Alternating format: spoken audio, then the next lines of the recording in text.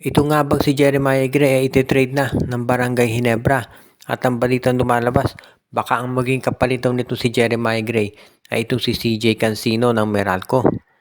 Si CJ Cansino naging eksplosibo ang laro sa Magnolia sa Meralco ngayong season na to at yan ang dahilan kung bakit siya gustong makuha ng Ginebra. Pagdating kasi dito sa ganitong klaseng sitwasyon, itong Ginebra talaga nakikita natin nagagawa at gagawa yan ng paraan para kumuha ng mga players na magiging parte ng kanilang rotation. At ito naman talagang si Coach, alam natin, si Coach Tim Cone, itong gusto niyang pagkuha sa mga players ay yung sigurado na magkakaroon kagad ng contribution.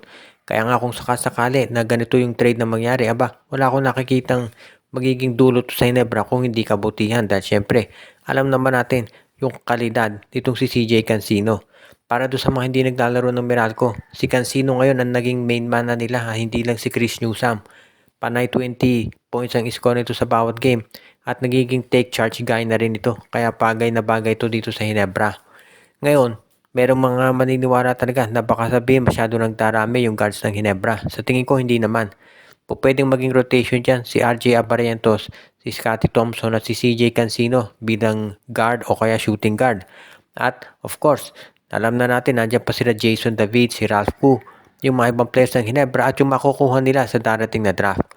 Walang duda na napakalaking tulong ni CJ Cansino dito sa Ginebra kung sakasakali at yan ang dahilan kung bakit maraming naniniwala talaga na siya ay kukunin ng Ginebra. Papakawalan naman kaya ito ng Meralco para kay Jeremiah Gray. Well, alam natin na si Jeremiah Gray isa sa mga pinakamatinding prospects dito sa PBA at mukhang fully recover na siya mula doon sa kanyang injury. Kaya siya naman talaga ay pwede na rin dito sa Barangay Ginebra na i-trade. At kung mangyari ito, sigurado na i-welcome ng mabuti ng Ginebra ito si CJ Cansino dahil sigurado na ito magiging isa doon sa mga primary offensive options na nila. Pero hindi lang ito si Cansino ang pinag-aaralan daw ngayon ng Ginebra na i-acquire dahil ayon dito sa mga insiders ng PBA at nasa kampo ng Ginebra, tinitignan daw nila itong mga free agents na available katulad itong si RR Garcia at itong si RJ Hasul. Naghahanap kasi Ginebra ng iba pang mga scoring wingmen na pwede nilang magamit. Kaya nga itong si RJ Hasul pwede yan talaga dito sa Ginebra. As it is, kapag unrestricted free agent, madali ang makuha. Basta bigyan lamang ng kontrata, okay na yan. Walang draft pick o trade na kinakailangan ibigay ang Ginebra. Din yan ni Coach Tim Cone. Kaya nga ngayon pa lang ay gusto na niya talagang kunin ang mga nabanggit na players.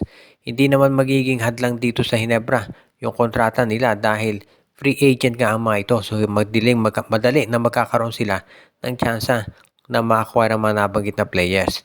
Ngayon, pagdating naman dito sa pagdagdag talaga ng mga iba pang talents, hindi rin magkukulang ang Ginebra dyan.